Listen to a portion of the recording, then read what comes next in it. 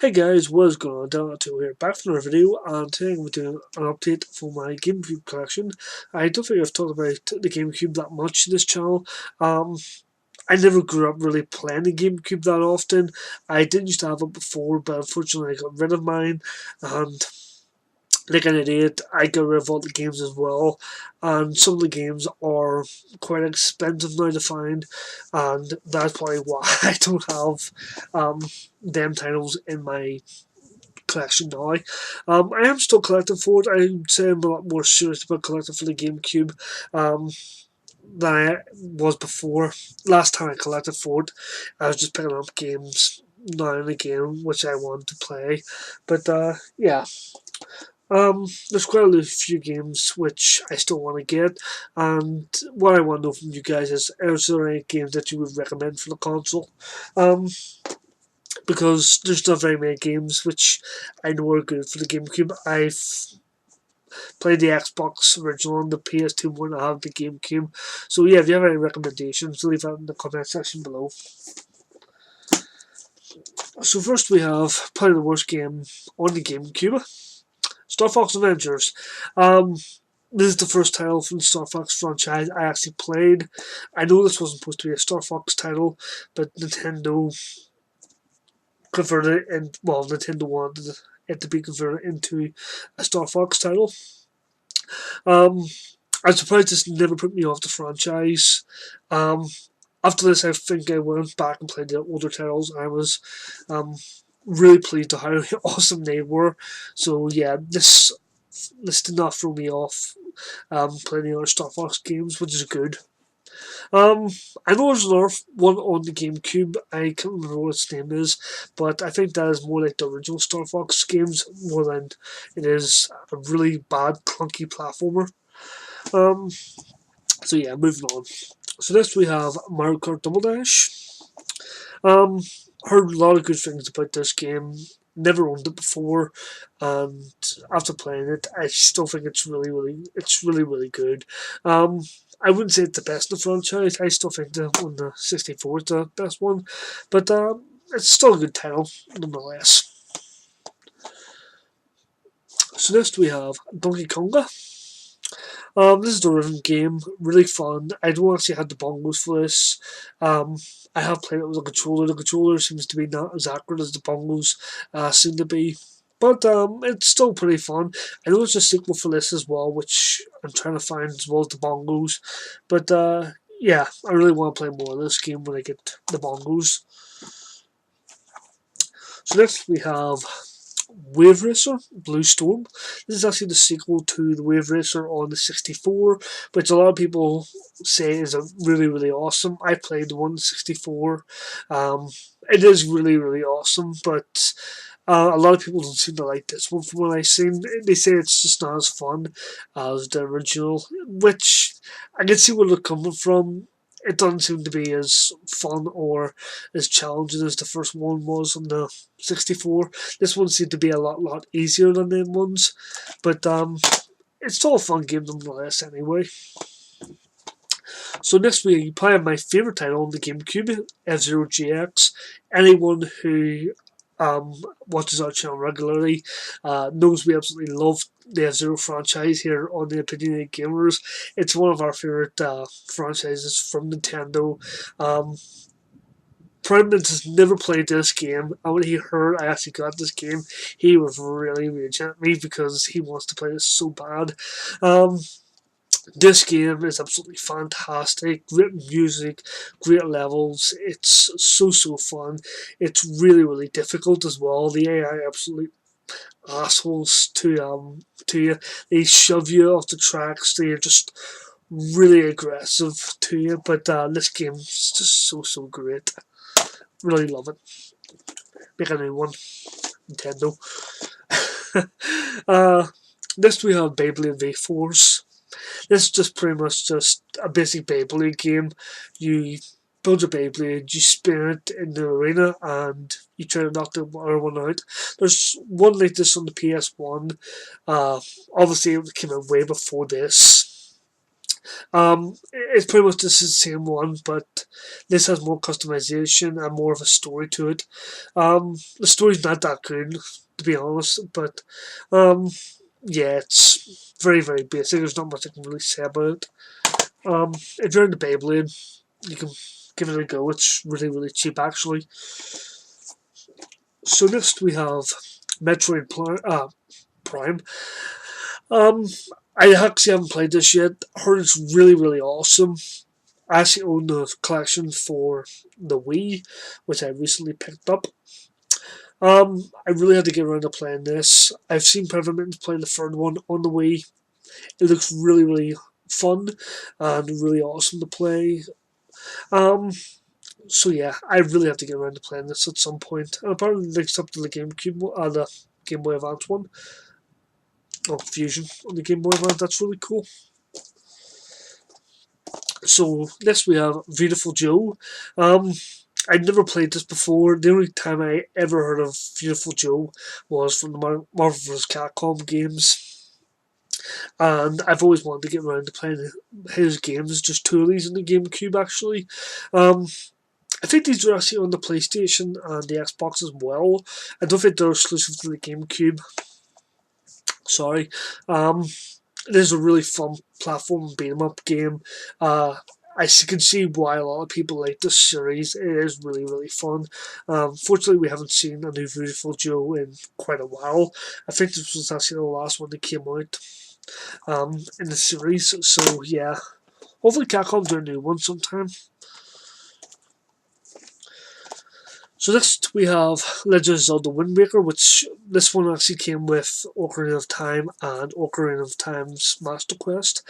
Master Quest is pretty much just a remixed version of Ocarina of Time. It's changed the dungeons about, made the boss a little bit harder, and it's moved some of the stuff around. It's just basically the same game. But talking about Wind Waker for a minute. Um, I played this a few times before I had to actually get into it. Um, I did not like all the traveling across the water when I first played it. I thought it was really, really boring because there wasn't much about it. But going back and playing the one on the Wii, because they fixed it with a Swift Seal and uh, they made the Triforce quest a lot shorter, which is good because that quest is absolutely a pain in the ass because it was so boring. Um, I absolutely loved Wind Waker, but if you're going to play Wind Waker, pick up the Wii U version. But otherwise, it's worth having just for your collection. And if you can get this version, it's a bonus because you're getting Ocarina of Time and Majora's Mask. So next we have Resident Evil Zero. Um, I haven't played this version, but I played the one on the PS4, the remaster on the PS4. I think this actually came out before Resident Evil 4, so this is actually the last one to actually have the tank controls where you can't move and shoot at the same time. I actually like that about the Resident Evil series. I don't care what anyone says. Resident Evil is better with tank controls than it is nowadays. I loved the old horror that it used to have, not just all action. It's like a fucking Michael Bay movie now, with just all action and explosions everywhere. Um, I want Resident Evil to go back to the way it was before. I know Resident Evil 7 came out, and it's like this, where it's more horror based, but if they're going to remake Resident Evil again, or just do a new Resident Evil, they should make it third person horror tank controls. I know people don't like the tank controls nowadays, but I still find the games enjoyable, especially the originals as well. So next we have Pokemon Colosseum. I didn't play much of this game back in the day. I knew a friend who used to have this game, and he used to play the absolute shit out of this game. There's also Gales of Shadow, I think it's called, on the GameCube, which is the add-on to this. It's very, very expensive at the minute, and unless it drops in price, I probably won't pick up that version. As for this version, it's an alright game. It's nothing really special. If you like playing Pokemon games, I'd say give it a go. only real thing problem I have with this game is it takes 59 fucking blocks off your memory card. The memory cards for the GameCube only have about 70, maybe 80 blocks max. So yeah, it's taking up like 80-90% of the memory card. So if you want to play this, you're pretty much going to need 2 memory cards to save every other game in your collection as well as that. So next we have the WarioWare games. These are just obviously mini games. Love the WarioWare games. There's also Wario World on the GameCube, which I don't have yet. Um, I love WarioWare. I love playing them on the DS, and I love playing them on the Game Boy Advance and the Wii. These ones are really, really fun. Um, I don't think the mini games are as fun because there's nothing really special about the GameCube. It's just pretty much a basic console. There's no motion controls. There's no touch screen. There's nothing that can really make the mini games exciting or fun to play. They're just very, very basic. Even with the ones on the Game Boy Advance, you can actually move it up and down like that, and it has certain games which let you tilt the console. Sorry, um, but yeah, this one's still fun, but I don't think it's as fun as the other ones because the lack of um, real movement to it, or the lack of a touch screen or real features will make it really, really fun, like the other ones were. So next we have Metabots. I'm going to say Megabots. Metabots Infinity. I actually played the one on the Game Boy Advance back in the day. I never played this one before. I find this really, really cheap. It's pretty much just like the ones in the Game Boy Advance. You build your own Metabots, you fight your own Metabots. It's really, really fun. Um, as I said, I've not played this one that much, but if you're a fan of Metabots, definitely give it a go. Don't think you can really say Metabots anymore in that police sentence. Next we have Godzilla Destroy All Monsters. Um, this is not the best Godzilla game for the consoles. Um, I'd say not Destroy All Humans, Destroy the Earth, I think it's called.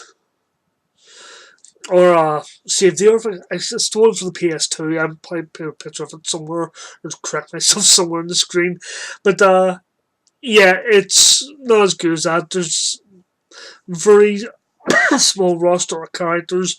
The levels, there's not very many levels in the game as well, but it's still alright for a Godzilla game. It's pretty fun to play, but I just think the other uh, Godzilla games were better for it than that one. So next we have Resident Evil's remake, Resident Evil 1's remake for the GameCube. I played this in the PS4 as well. This is really fun. I absolutely love Resident Evil 1, one of my favourite games of all time. Um, I love the remake for it as well. It just brings such a great atmosphere to it. It's even, well, I wouldn't say scarier, but it's more weird, horror filled than the original could ever be. The first one, when on the PS1, you sort of go back to it and you laugh at it, but this one, it definitely feels more horror than the original did. It's got sort of clunky controls to it, obviously because it's tank controls, but it's still really awesome to play. So next we have Metal Gear Solid Twin Snakes. Um, I'm a huge Metal Gear Solid fan. Wouldn't even touch the newer games before you ask for a review of that. No way am I going to review the one that came out. But yeah, loved this game. Pretty much just a remake of the first one. Um, Upgraded graphics. Graphics look absolutely greatness. It's got upgraded CGI cutscenes. The cutscenes look absolutely great in it too. They're very, very action packed, and they feel more like a Michael Bay movie than they do Metal Gear Solid because of all the explosions and stuff going on in the background. You know, think who the fuck directed this? Michael Bay. um, it's got sort of tank controls to it. The controls I thought were really clunky and it didn't work as well as they did in the PS1. Maybe that's just me, but I still prefer the PS1 version.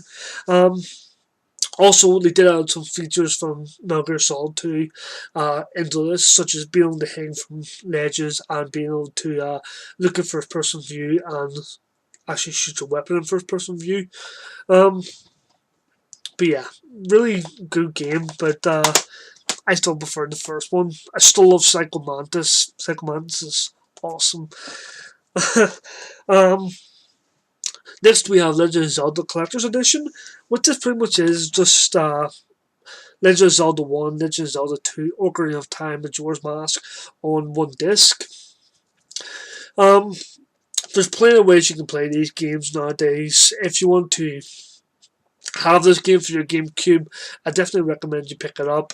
Otherwise, if you just want to play Majora's Mask or Ocarina of Time or even the first two games, you can buy them in other ways, which is probably going to cost you a lot less money. This game isn't really expensive, but it will set you back about £30 to £40 if you live in the UK. Couldn't tell you how many dollars would be worth, but you could probably buy Majora's Mask or Ocarina of Time HD for that price, and 1, 2 off the Nintendo Wii store for a couple of quid each. So unless you really want to have them in your GameCube collection, there's other means to buy them. So finally, we have Legend of Zelda Twilight Princess. For the GameCube, I just recently picked this up. I absolutely love Twilight Princess. The only real problem I have with this game on the Wii was that the motion controls were very clunky at times, and I did not like the motion controls that much. I bought this for the Wii U as well, the HD version for the Wii U, and I'm really enjoying the HD version, mostly because I don't have to use motion controls or wave my flipping arms about like an idiot. I can just sit back and relax and enjoy and play the game without having to look absolutely silly while doing it. I will probably enjoy Skyward Sword a lot more probably if it didn't have motion controls, but they never bothered remaking that for the Wii U Plus, so I probably wouldn't play it again if I had a choice. I know it has nothing to do with the GameCube, like, but I'll just throw that out there. Yeah, so that is pretty much it, guys. I really hope you enjoyed the video. I sort of went on a little bit too long, but yeah, that's pretty much my GameCube collection. I'm going to be probably doing my 64 collection next, so look out for that. I really hope you enjoyed the video. Thanks for watching. See you next time. This is Devil0020's signing